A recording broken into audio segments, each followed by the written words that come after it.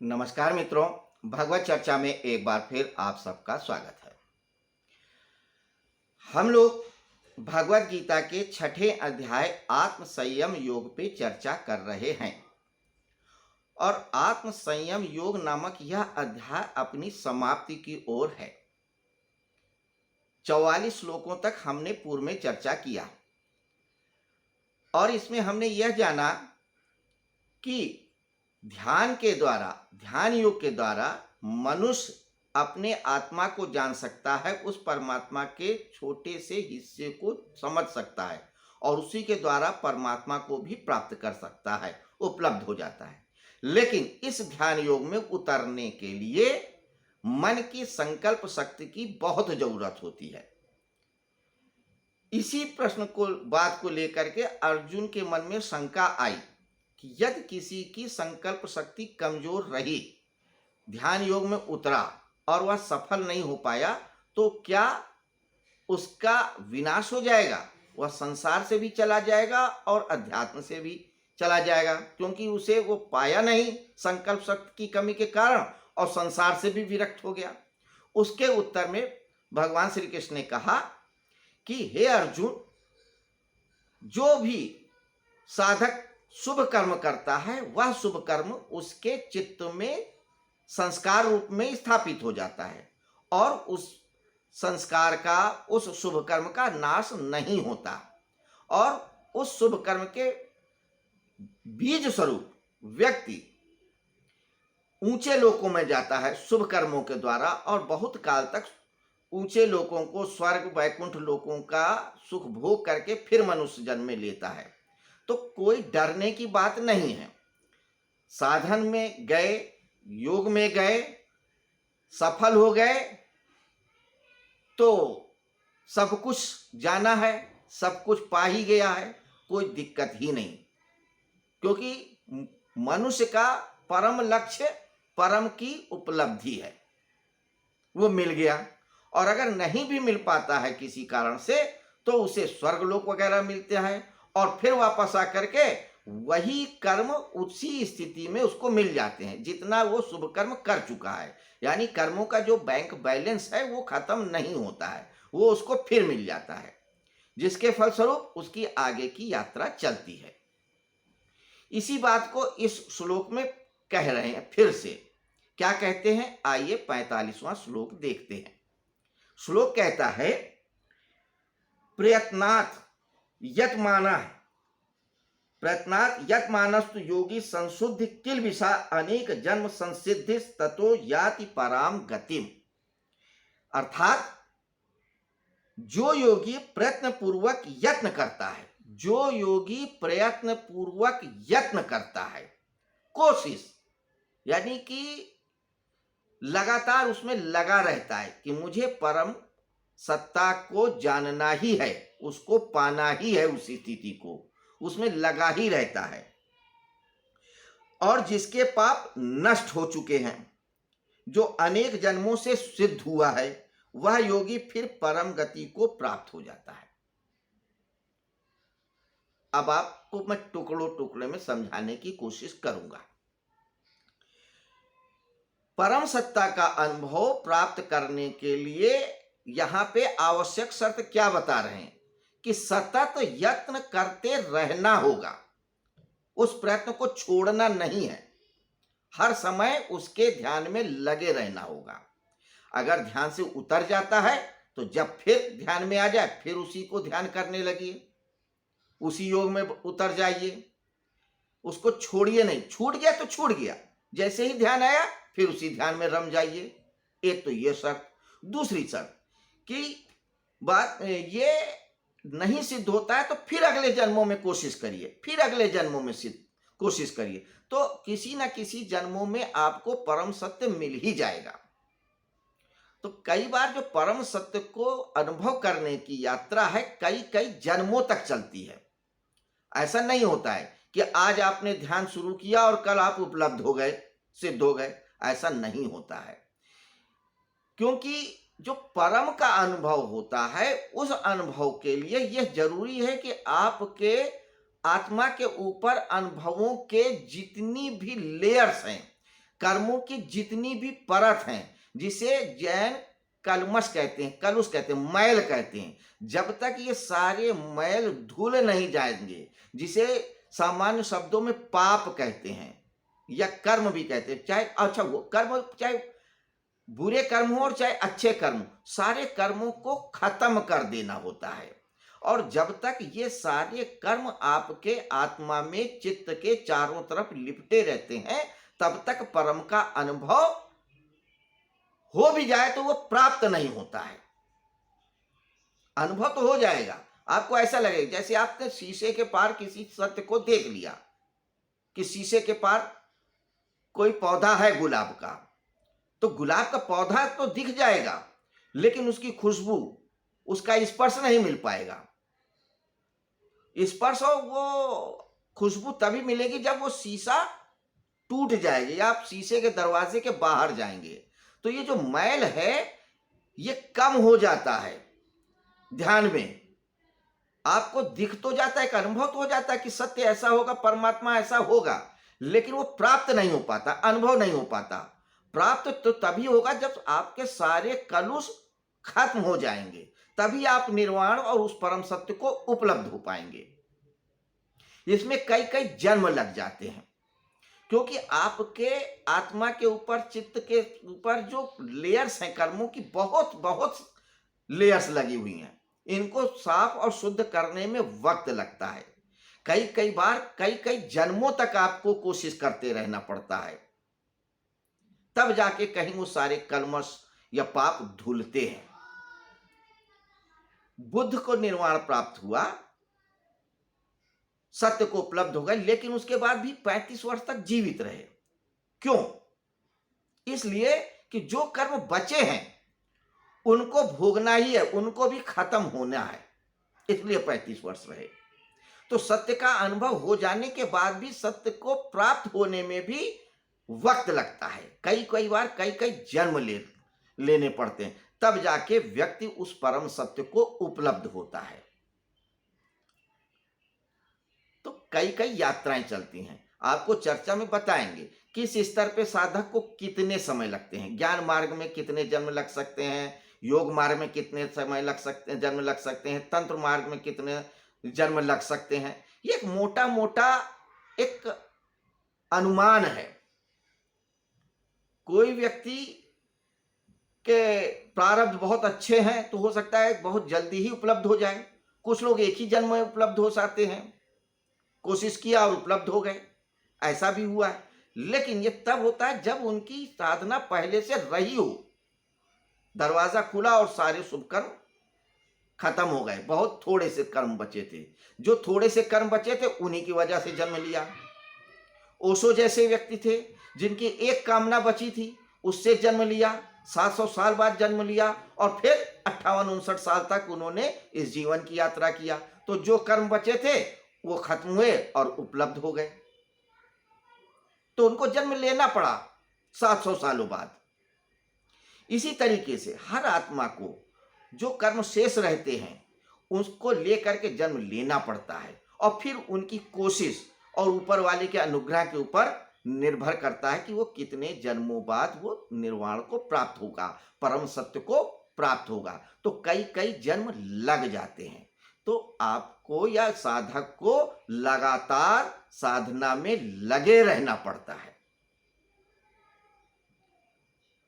हो सकता है कि एक जन्म में उपलब्ध हो जाए, लेकिन कोई जरूरी नहीं है।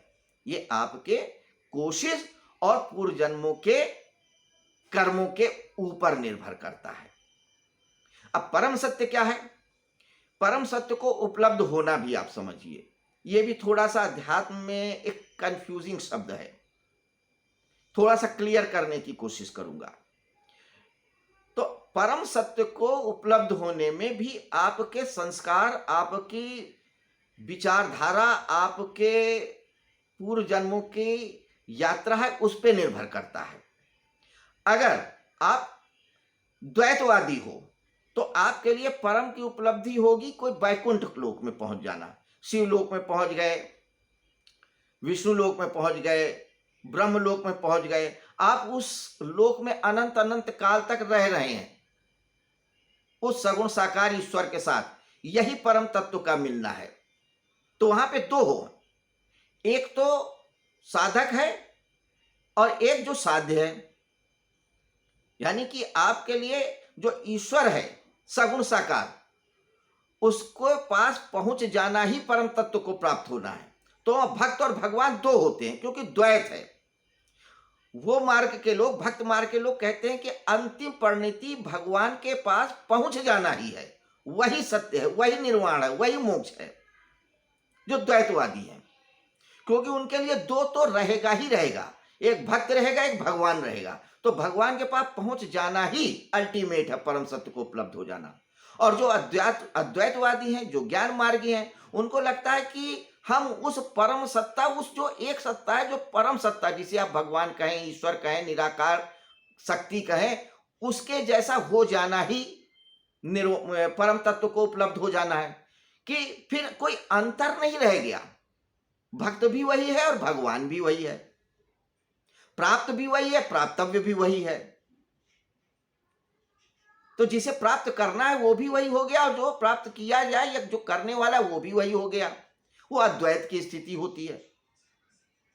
बुद्ध जैसे व्यक्ति उसके पार भी जाते हैं, कहते हैं निर्वाण जहां कुछ भी नहीं है, न सत्य है, न असत्य है, न ईश्वर है, न अनीश्वर है, कुछ भी नहीं है। There is nothing, absolute nothingness, कुछ भी नहीं। तो वह उस निर्वाण को प्राप्त हो जाएंगे, उसको वो परम तत्व को उपलब्धि मानते हैं। कि जब आपके न कोई कर्म रह जाता है, न कोई आत्मा रह जाता है, न कोई परमात्मा रह जाता है, न कोई ज्ञान रह जाता है, न कोई अज्ञान रह जाता है, शुद्ध चैतन्य जो है वो भी नहीं रहता है। क्या है ये, कुछ कहा ही नहीं जा सकता है, ये अलग बात है।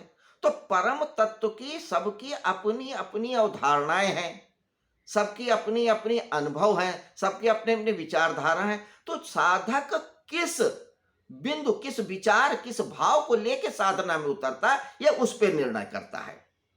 अगर एक व्यक्ति साधना में उतरता है और वह सगुण साकार ईश्वर को मानता है, तो ब्रह्मलोक, शिवलोक और विष्णु लोक को पहुंच करके ही अपने आप को मान लेगा कि मैं परमात्मा तत्व को प्राप्त कर लिया।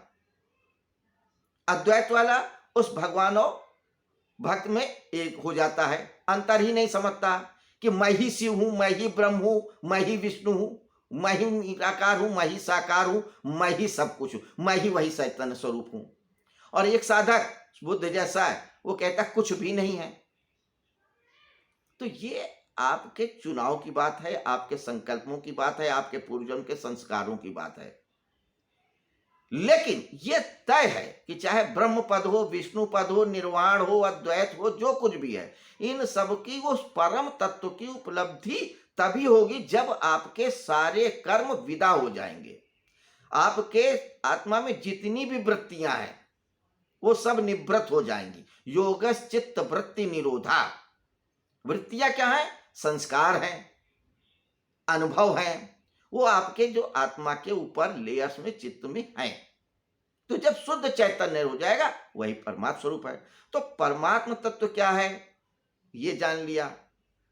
जन्म लग सकते हैं, ये भी कह रहे हैं। लगातार लगे रहना, ये कह रहे हैं। तो ये श्लोक बहुत महत्वपूर्ण हो जाता है भगवान श्री कृष्ण का।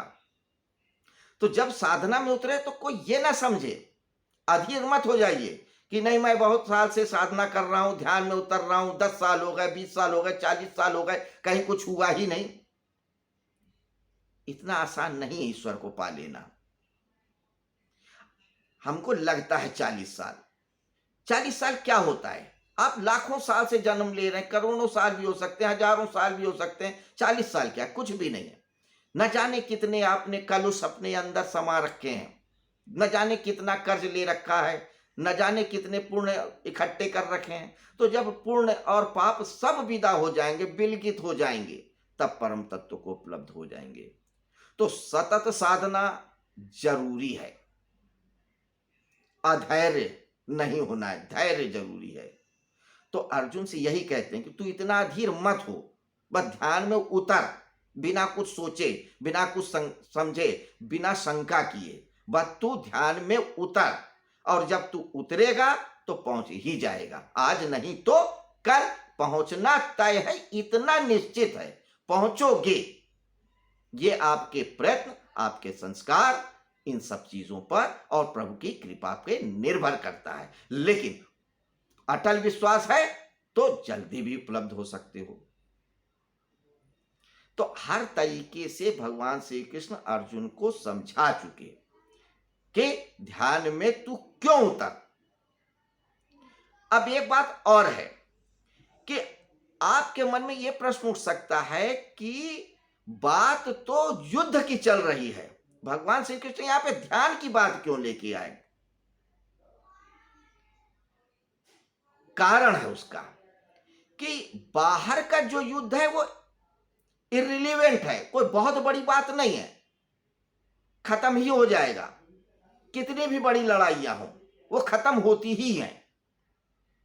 विश्व युद्ध हुए, कुछ दिनों बाद खत्म हो गए, दो विश्व युद्ध हुए, हर देश एक दूसरे से युद्ध करते हैं, खत्म ही हो जाते हैं, फिर अलग बात है बाद में युद्ध हो। लेकिन कोई भी लड़ाई हो, युद्ध हो, खत्म होना तो तय है, क्योंकि शुरू होता है। जो चीज का प्रारंभ होगा उसका अंत तो होगा ही होगा। तो ये जो महाभारत का युद्ध होता है और कृष्ण के लिए कोई बहुत महत्वपूर्ण की बात नहीं, ये बाहर का युद्ध है। असली युद्ध तो अंदर का है, जो सतत चलता रहता है मन के अंदर। हर वक्त हम युद्ध करते रहते हैं, कभी समाज से तो कभी परिवार से, कभी अपने आप से। यह युद्ध नहीं खत्म होता है, विचारों का, भावनाओं का, आकांक्षाओं का, यह युद्ध कभी नहीं खत्म होता।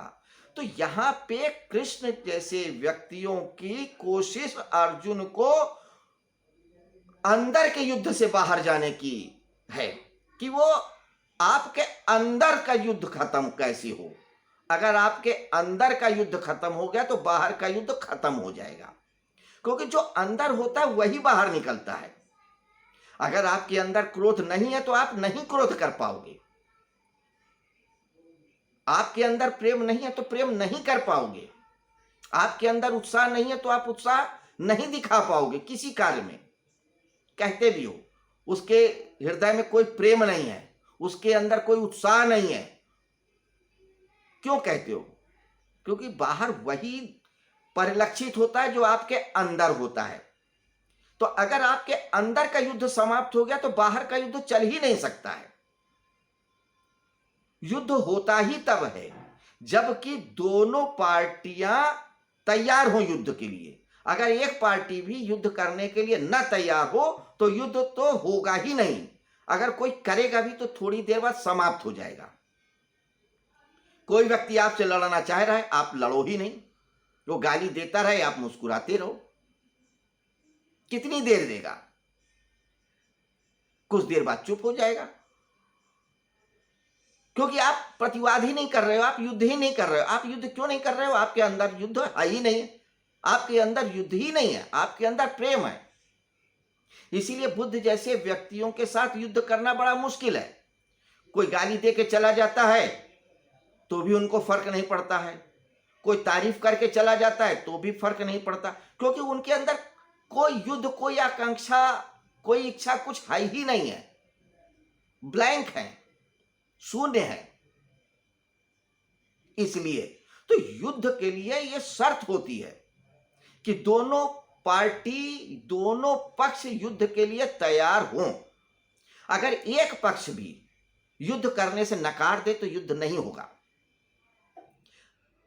दुर्योधन क्या कहते था जब गए कृष्ण की 5 गांव दे दो, मत दो हस्तिनापुर का आधा राज्य, मान जाएंगे पांडवों को, हम मना लेंगे। तो उसने क्या, हम सुई के बराबर भी नोक नहीं देंगे। तभी तो युद्ध हुआ ना, पांडव तैयार हुए ना युद्ध के लिए। नहीं ठीक है, ये 5 गांव नहीं दे सकता तो अब युद्ध ही हो जाए। लेकिन अगर पांडव वहीं कह देते नहीं, हमें नहीं चाहिए, सुई की नोक भी नहीं चाहिए, अरे तुम दोगे क्यों सुई की नोक के बराबर भूमि, मत दो, हमें चाहिए ही नहीं, मांगता ही कौन है तुमसे? मैंने तो देवताओं को युद्ध में हरा दिया, राक्षसों को युद्ध में हरा दिया, बहुत सारे राजाओं को हरा दिया, हम एक नया राज्य खड़ा कर लेंगे, एक नया शहर बसा लेंगे, एक नया राज्य बसा लेंगे, हमारे अंदर बल और आत्मबल की कमी है क्या? सब कुछ है। जब हम 11 अक्षौणी उनके पास 7 अक्षौणी सेना खड़ी कर सकते तुमसे युद्ध करने के लिए, तो उन 7 अक्षौणी सेनाओं के साथ हम एक नया नगर भी बसा सकते हैं। तो युद्ध क्यों हुआ? क्योंकि दोनों पक्ष युद्ध करने की इच्छा रखते थे। तो यहां पे कृष्ण का जो जोर है अंदर के युद्ध को भी समाप्त करने का है। इसीलिए वो ध्यान की बात कर रहे हैं, इसीलिए वो योग की बात कर रहे हैं, इसीलिए वो ज्ञान की बात कर रहे हैं, और कोई कारण नहीं था। अगर उनको अंदर के युद्ध को समाप्त की नहीं जरूरत थी या नहीं कराना था, तो सीधे सीधे कहते, जैसे ही अर्जुन ने कहा था कि मैं लड़ूं या ना लड़ूं, मैं लड़ना नहीं चाहता, कह देते मत लड़, जा तू संन्यास ले ले।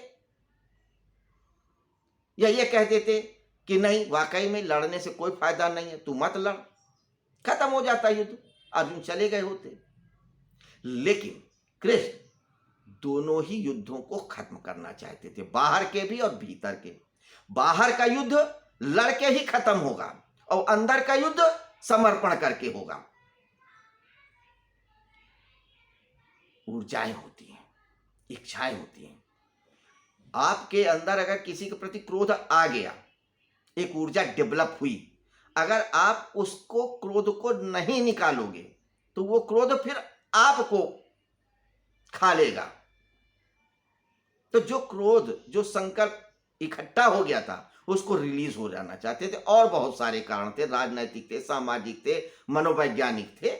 वो एक अलग चर्चा का विषय है, बहुत बृहद विषय है। लेकिन यहाँ पे इस श्लोक के संदर्भ में यही कह सकते हैं कि कृष्ण को बाहर के युद्ध की उतनी चिंता नहीं थी जितनी अंदर के युद्ध को समाप्त करवाने की चिंता थी। इसीलिए वो ध्यान की बात कर रहे हैं। तो मित्रों, ध्यान में उतरे और ध्यान सतत करें। कुछ महीने, कुछ दिन, कुछ घंटा, कुछ मिनट करने से नहीं होगा, सतत लगे रहना होगा, अहर्निश लगे रहना होगा, सोहम को जपते रहना होगा, अपने अंदर के जागरण को बनाए रखना होगा, उस ईश्वर को भजते रहना होगा, ध्यान योग से कभी विचलित नहीं होना होगा, तब जाके कभी किसी जन्मों में हम मोक्ष को प्राप्त होंगे। वरना क्या होगा? पुनि पुनि जन्म पुनि पुनि मरणम, तो पुनः पुनः दोबारा बार बार जन्म लेंगे और बार बार मरेंगे, फिर युद्ध करेंगे, फिर हारेंगे या फिर जीतेंगे, फिर घृणा करेंगे, फिर द्वेष करेंगे, फिर प्रेम करेंगे। क्यों? क्योंकि अपने अंदर ही हम युद्ध लड़ रहे हैं और लड़ते जा रहे हैं, जन्म जन्म लड़ेंगे।